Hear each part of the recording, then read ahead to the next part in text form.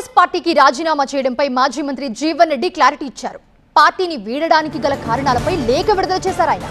ఈ నెల 25న కాంగ్రెస్ కు రాజీనామా చేస్తున్నా, అవమానాలు భరిస్తూ పార్టీలో ఉండలేను, 25న భవిష్యత్ కార్యాచరణ ప్రకటిస్తానని చెప్పారు జీవన్ రెడ్డి.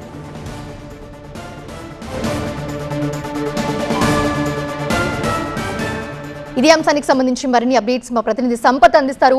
సంపత్, మంత్రులు వెళ్లి ఎంత బుజ్జగించినా కూడా ఆయన నిర్ణయం మార్చుకోలేనట్టే కనిపిస్తుంది. జీవన్ రెడ్డి ప్రస్తుతం ఆయన 25న కాంగ్రెస్ కు రాజీనామా చేస్తారని కూడా డిసిషన్ తీసేసుకున్నారా?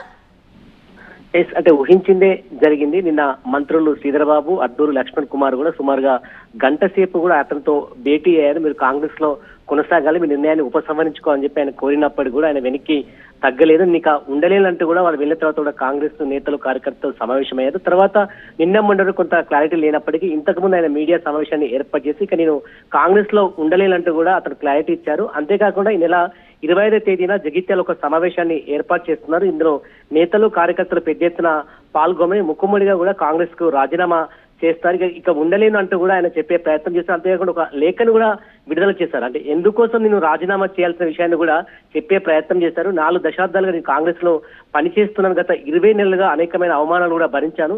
మీకోసం ఎంత కష్టపడి పనిచేసినప్పటికీ అధిష్టానం దిగిరాలని, ఈ క్రమంలో ఖచ్చితంగా నేను రాజీనామా చేసుకోవాలని చెప్పి నిర్ణయం చేశాను. మీరు కూడా మాకు భరోసా ఇవ్వాలి, మీరు కూడా నాతో నడవాలంటూ కూడా జీవన్ రెడ్డి సూచించారు. ఈ నెల 25న మాత్రమే కీలకమైన నిర్ణయం అయితే తీసుకుంటారు.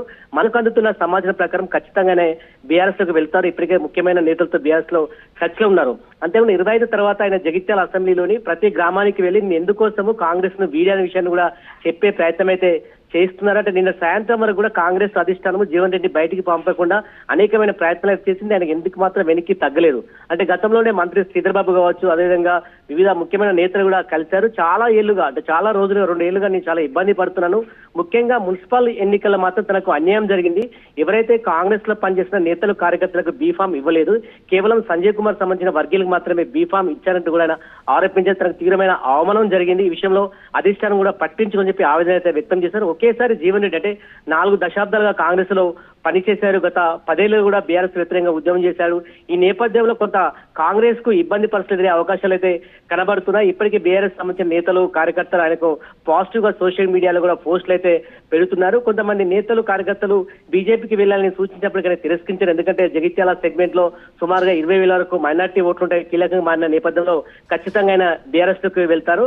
ఏప్రిల్ మొదటి వారంలో జగిత్యాల భారీ బహిరంగ సభ నిర్వహిస్తారు. అక్కడికి కేసీఆర్ వచ్చే అవకాశాలు అయితే కనబడుతున్నాయి. కొంత ఉత్తర తెలంగాణ పైన ఖచ్చితంగా ప్రభావం అయితే చూపుతుంది. ఖచ్చితంగా కాంగ్రెస్ గుడ్ బై చెప్తే కొంత ఇబ్బందికరమైన పరిస్థితులు ఉంటే మరి కాంగ్రెస్ ఎలాంటి కౌంటర్ ఇస్తుందో వేచి చూడాలి. Right, thanks for the update Sampath.